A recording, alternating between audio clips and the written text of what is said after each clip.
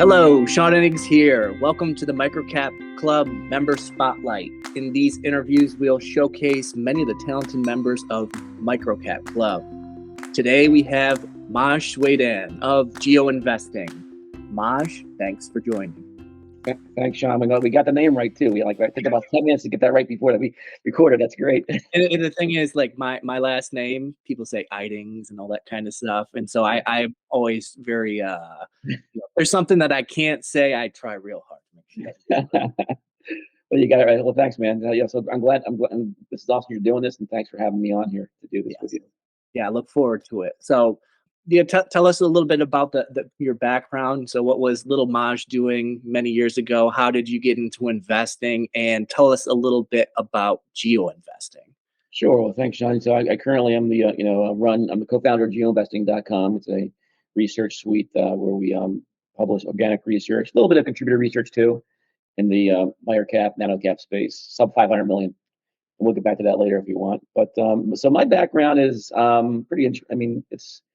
I think it's similar to a lot of us. I mean, we get exposed to it at a young age, maybe like in college somewhere, maybe before college. And well, for me, it was when I was a kid, I was before college years. My dad used to invest in the stock market, and I used to watch him do that. And used to sit down and I've talked about this before, but we would watch PBS together, the Nightly Business Report at the NBR with Paul Kangas. And it was just a basic half hour, I think, wrap up the market, and it kind of intrigued me a little bit. And once in a while, you'd see a CEO come on there and talk about the company, and that kind of intrigued me too. And they weren't always large companies; there's some small caps there, here and there. And so my dad used to, used to watch that with him. We had this little bat cave in the basement where he used to do research, and then once in a while he'd come up and talk about he found this whole small company. It wasn't it wasn't like IBM or wasn't Intel. It was a weird company that you never heard of. So I was getting exposure to like these smaller companies, early on, and it kind of excited me a little bit. But I watched him go through, some of the, market volatility, how he handled that pretty, without any stress. But really, so I was exposed to it to some degree, but I really wasn't, wow, I want to do this for a living. Right. And in 11th grade, just going into high school there, I think it was 11th grade, and I had an economics class, and there was a teacher. His name was Mr. Knight, and he ran an investment contest. And I had this Wall Street Journal in my hand. I don't know why I had it, because I wasn't really maybe showing off, but I had no idea what I was doing with it. Oh, wow, it looks like you're ready for this contest. So, yeah, I guess I am. So we did this contest, like fake $100,000 portfolio. And my first stock, I just put all money. I went all in. And it was a storage technology. The symbol was STK at the time, and it had a little cute little symbol next to it, which I later learned was because it was a bankruptcy, which I didn't know. So I go to him, I say, Mr. Knight, what do you think of this stock? This storage technology, like a tech company, looks really interesting. He goes, yeah, it's awesome. You should go all in there. So I did. And he was just, and he said, I obviously lost all my money in it. And he goes, you learned your first lesson here. Do your own research. And so I was like, God, this is not going to be easy. So I kind of remembered that, and then fast forward a little bit. I think I'm in college now, first second year in college, and my dad gives me a book. I think towards the first year of college, we went up on Wall Street, and I wasn't the greatest student. I'm in college, like I'm going to figure something out here because I'm not going to be a good career person here. So my dad gives me this book, not with the intent to be a full-time investor. Just, you should maybe when you make money in a real job, maybe start investing your money. So I read the book, and I read it like in one day or 1 or 2 days. And then I went in a field trip with my buddy, a road trip from Philadelphia, where I was living at the time, suburbs of Philadelphia, to visit his parents or grandparents in Alabama. Took the book with me, read it again, and I was just so enamored by it. And by the time I got back from that trip, I was like, I'm hooked. I want to figure out how I can make money really easy by investing. Like Lynch did it. So I told my dad that. He was not happy about that, right? So so I started investing in these like little small investment contests. USA Today newspaper had this kind of like investment challenge, and I was finishing the top 20% using a little Peter Lynch mythology, and doing some momentum kind of stuff. I'm using the value line because the value line was where I was doing a lot of my research. I wasn't getting a lot in college about how I would invest this way. You got everything college tells you can't beat the market. I was taking classes from teachers who wrote books about investing, and you couldn't beat the market. The typical "you're going to fail this class," thing. I'm never going to make it. So motivating more, I would cut I'm not endorsing this. I would cut all my classes, go to the library, read the value line, and got a job along the time, with my cousin's friend who worked at Dean Winter at the time. So I was able to cold call. I had to do that cold calling, but when I got all that done, I was allowed to use whatever I wanted to do. So I got exposed to these S&P tear sheets. So I was learning about how to with the value line S&P tear sheets, really quickly start looking at companies in a quick fashion, trying to figure out, start making my buckets, right? So I was, instead of spending a long time, going deep in the woods. So just to kind of get that research pipeline going. And so what during college was funny was, so when I finally saved some money, I saved like $3,000. And I don't remember how. I was working like a lot of jobs, and I was the Bundy guy doing the shoe store thing for a while. Working the thrift drug show, saving them all up. And I ended up my first stock buying was Storage Technology in real life, and it had come out of bankruptcy right by this time. So my first stock is buying a Chapter 11 restructuring company, not knowing. Okay, I put all money in it, and it went up to 60-some%, and I sold it. Oh, okay, this is pretty fun. And as I got out of college, I said, all right, well, I worked at Vanguard for a couple of years, and this is, I think, now we're basically now in '92, and I was still, I'm skipping a lot of places, but I was still investing a lot of, during that time too. Peter Lynch style House of Fabrics, Limited. I was just investing, going to the mall, watching people like an idiot, you know, and I remember going to my first time I went to actually meet a company, because in Philadelphia, that was, they had the Philadelphia Stock Exchange, and they would have these little meetings in Philadelphia once in a while, where a CEO would come and present to investors. And my first multi-bagger, I think at the time, that I eventually found was Wireless Telecom, WTT, which recently got taken over, by the way, at a pretty crappy price, but I don't have it anymore. I got out at the right time, and I learned a lesson from that too. I'll get into that too in a second, which is nice. But I ended up going there, driving to Philadelphia, 40-minute little drive, and walking in with a suit that was too big, you know, amongst all these analysts and stuff. And I mean, definitely the youngest guy there, and asking, questions. And he's like, "Who the hell are you?" Yeah. So I did the Peter Lynch. I got out of that meeting, went to a payphone. I was sharing an office at the time with a buddy of mine. He used to work at Merrill Lynch. I said, "Dude, we got to buy the stock." So I'm going in. And what was funny about that, so we had this office, paying a couple $100 a month for it. We got a great deal. I knew the landlord. It was just no windows, nothing, but all you could do was do research of stocks. And I filled it with, it was really big office too. We filled it with annual reports across the whole perimeter, probably about knee high. Right. And that was the Peter Lynch thing. I liked the hard annual reports from the company, right? And I used to read those shareholder letters. And I saw this, you remember Peter Lynch saying, look at the cheapest, worst looking annual report. No money was spent in it. That's the one you want to go. So I basically randomly picked up Wireless Telecom. It was black, really light, a thin paper, which I would have ripped, and I opened it up and I read the annual letter, and the annual letter was very telling to me, wow, things are about to change. And that's how I kind of, learned about the company. They had great margins. I think they had maybe at that time, 30%, margins on the, after tax. It was or pre-tax. I sold it. And then, the lesson learned there is that, they had really bad margins. So we learned about watching margins and getting early in the cycle and stuff. So that was a really interesting time for me, going through that. And it was a great time of investing in GARP stocks. I was using momentum, just tracking momentum, new highs, and doing fundamental research along the side with that too, right? As much as I could. At that time, you didn't have access to as much information as you do now. So, which sometimes is good too, by the way. So it worked really well, and I'm not gonna, don't quote me on this. I don't have the audit done, but for 20 years, I was just doubling my money every year, just doing the strategy. And I was more of a short-term investor, but still fundamental. So I was trying to find stocks in the meat of a growth cycle. So I would basically holding stocks that had like maybe a 4 to 6 quarter window, really good growth coming. I would try to like predict that at least, and then hold during time and sell and then rinse and repeat. And it was good, but what it didn't do, it didn't teach me about like long-term investing, like what that power is. You're young, you want to make all this money, and it was relatively easy for me. The market was, at that time in the 90s and going to 2000s, it was a lot easier today, I think, to do that.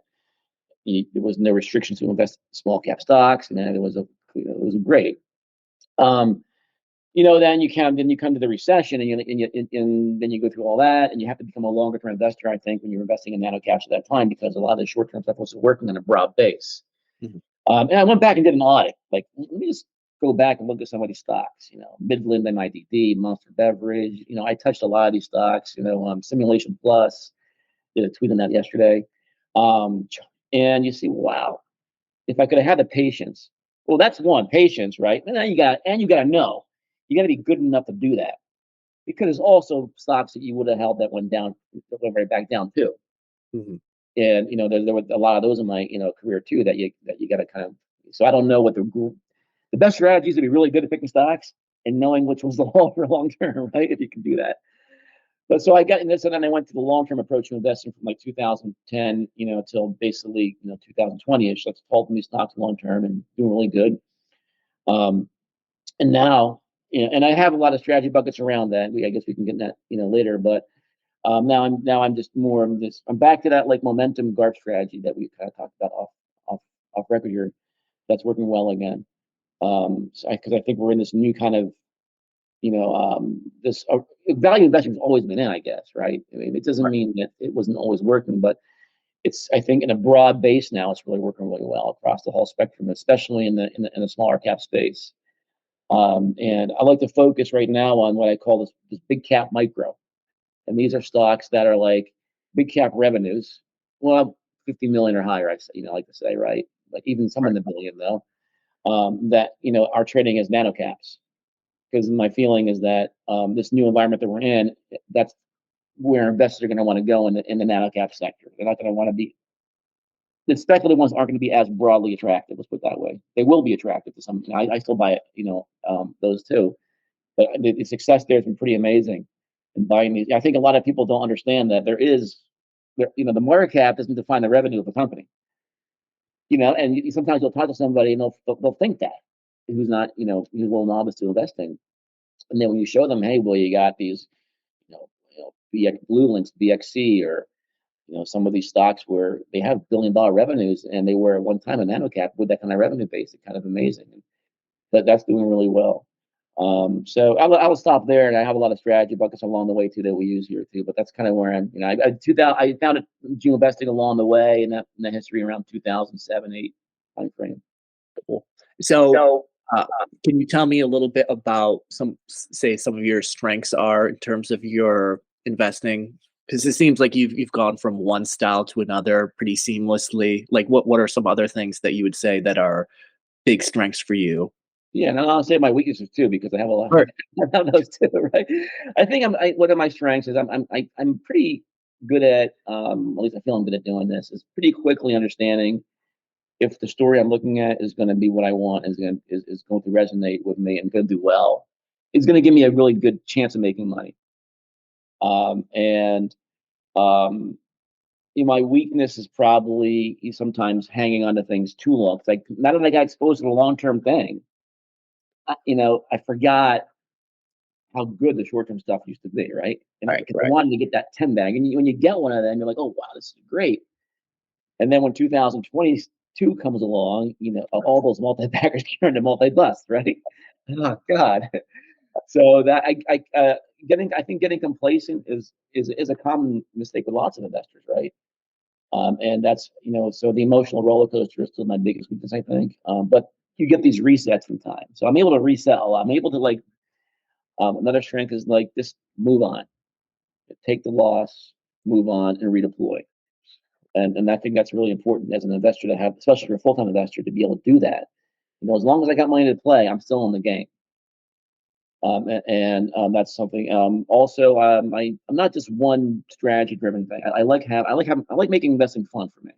Right. So I'll do momentum investing. I'll do contrarian investing. Yeah, I started as a momentum investor, right? But then I feel, what if I find stocks before they go up? I'm a new high list. Or what if I buy stocks on a dip? Are there any interesting swing trading strategies that I can employ on a fundamental basis? Like non-dilutive offerings, for example. I love investing in high quality penny stocks now. So there's just I'm pretty diverse across my set, and I think that's pretty cool. I like that. It makes my journey fun. Mm-hmm. You get into mistakes, you hit roadblocks because maybe you should have done something better because you in an area you might not an expert in, right? You might take your lumps at first. SaaS at one time was a big thing, right? So this is SaaS is great. And my first couple of really bad investments until I learn more about some of the fraud that can happen in SaaS too, or the funny not really reporting numbers. Right. Yeah. And so, great to hear about like your investing strategy, like your background, and some of your strengths and some of your weaknesses. Maj, can you also just tell us a little bit about MicroCap Club and how you've been able to get value from it, and if there's anything you'd like to chat about that with? Yeah, sure. And I'll tell you where I should have done. I should have been paying more attention to the Expel threads. Yeah, right. Yeah, because I know with Geo we had owned it. I think and it wasn't like it wasn't usually like a huge report on Geo. It was, hey, we do this thing on Geo we call reasons for tracking, Yep. which is a very short kind of, hey, we like this stock for this reason. We're going to go take a position in it or put it in our model portfolio. At Geo we have model portfolios and stuff like that with different themes. And when the 3M came thinking, so we bought it around 20 cents. We sold it $2-3 in that area. We got faked out by the whole 3M thing. And if probably I was reading your threads, which was a lot of great work in those threads, right? I mean, there's a lot of awesome, intelligence, being happening in those threads. I would have obviously probably kept it and bought more, but I just didn't pay attention. And I think what I liked about the MicroCap Club really a lot is just being able to see that intel amongst people, that know more than you about a stock to kind of find not only the opportunity but the risks. I'm more interested in what am I missing here sometimes in a story, and can I either use the club to find new risks, or can I basically maybe debunk it with what they're saying, like the little game theory, right?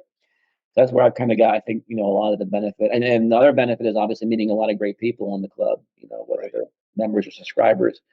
And I've really enjoyed that along the way. And I think I would like about you too. You guys, you guys work. You're not just, hey, you don't mind, say, talking to Geo and saying we're all friends here in this kind of community, right? Yeah, exactly. So, and I like that part about it too. This is and we're always giving props to each other and stuff like that. So, and I know you're making some changes now, which are pretty cool to watch that. And at Geo, we're doing the same thing. We're making changes. We're taking that. We're basically doing what you're doing. I think you're doing an audit maybe of your club over the last several years now, and then you're making some changes, I guess, to improve that experience for members, which is good to see. Where we're in the middle, so we're watching you do that. Yeah, we're okay. This is pretty cool. We're all doing it. We're doing the same thing, in terms of how to improve that experience. So I think that's going to be appreciated by the community too. So we're excited to see how that goes along with you guys. Yeah, it's win-wins, right? I think so. Any way that we can help each other out to be better and make the community better is definitely something I know Ian's been really harping on for many years, and it's something that uh, you're starting to see a lot of interesting value propositions happening everywhere. Well, look, John, I think I don't know. You look at the market, right, where and I'm sure you guys are seeing this maybe within your club is you had this 15 years of anything's working. You have these investors that are used to that, right? Right. And they don't mind paying subscriptions and doing that when that. But now, you're in an environment, right, where it's a little tougher to go out there and find these people, right? But they should be doing it. And I think there's what you're doing, what we're trying to do is trying to let people know there is a different way of making money in the market, right? That's maybe even better. And I think you're kind of trying to kind of maybe let people know, okay, well, now we're going to making that journey a little easier for you to see that, right? I think that you're seeing that. So I think there's an opportunity for both of us, for MicroCap Club, for Geo, for Paul and Julius, look at discoveries. I think it's opportunity where there's so much negativity in the market. Right. Exactly. They, really pound the table that now it's really time to spend the money to, find the resources for the next bull market, which is, I think, this broad-based GARP investing style. And I think you and I were talking offline about this a little bit, but I'm kind of working on a side project, side hustle, which I'm going to definitely be calling you and Ian about soon. But it's like, so I took this this GARP strategy momentum, been working with it, and about a year ago now, a little over a year ago, and all it really is my these really quick notes on stocks I'm following. Like I used to, like when I was a kid, I would have a 3-ring binder, write the note down, valuation, right, if I want to add it to a model portfolio or not. And I would use these stocks to do my investment contest. I'm running it now, and the returns are incredible. I mean, I say incredible for what I think is incredible compared to the market. So if you wouldn't, there's about 60 stocks in this index portfolio, if you want to call it that, right? Yeah. And they're up about 20% in a year. Just like a passive strategy, doing nothing, just watching them, agging them and doing it, and they're all GARP momentum based stocks. And if you would, obviously, if it becomes more of an active strategy where you're trying to take out stocks, maybe that don't belong there, the returns I think will be better actually. But what's interesting is that's beating my active, I have like a little side active portfolio too. Let me try and pick the best ones and make 15 of those, right? And the passive portfolio is shattering the active portfolio.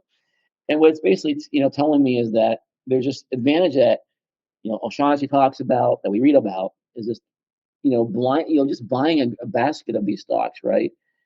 You take away the timing, it works. It beats the market. So if they're up, during that same time frame that I track in this portfolio, which is 20% return, the averages are, maybe 3 to 4%.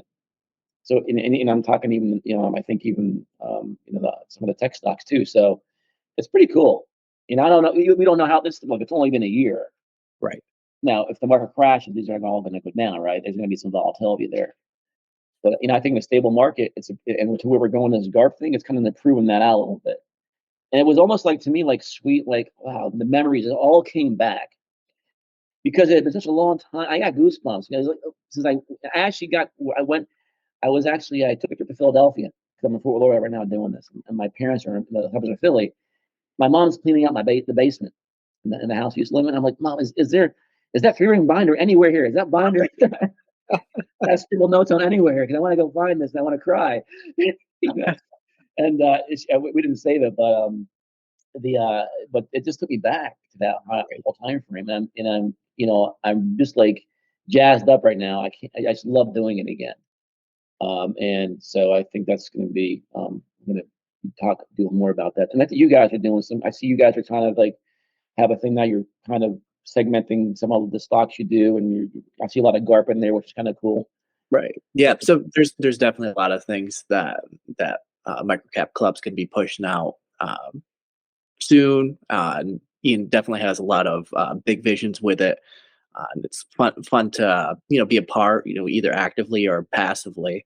Uh, but Maj, it's wonderful talking with you. I've chatted with you before, so it's awesome to get a little bit more background on you and stuff that you're working on right now. Can you tell us where we can find you online and tell us a little, where we can find you on investing and all that kind of stuff before we head off? Sure. And my social media handle is at Maj GeoInvesting on Twitter. And then also you can follow GeoInvesting at GeoInvesting. We do a lot of educational kind of posts on there, so I encourage you to listen, to look at those. Once in a while, I'll put a pitch out there. And you can also follow us at geoinvesting.com.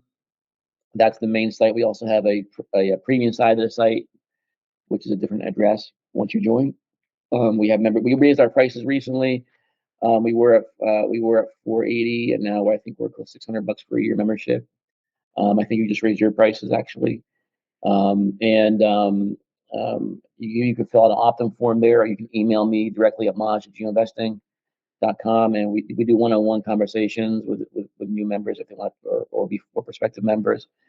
We have a survey you can fill out. So yeah, just if you're interested, just hit us up.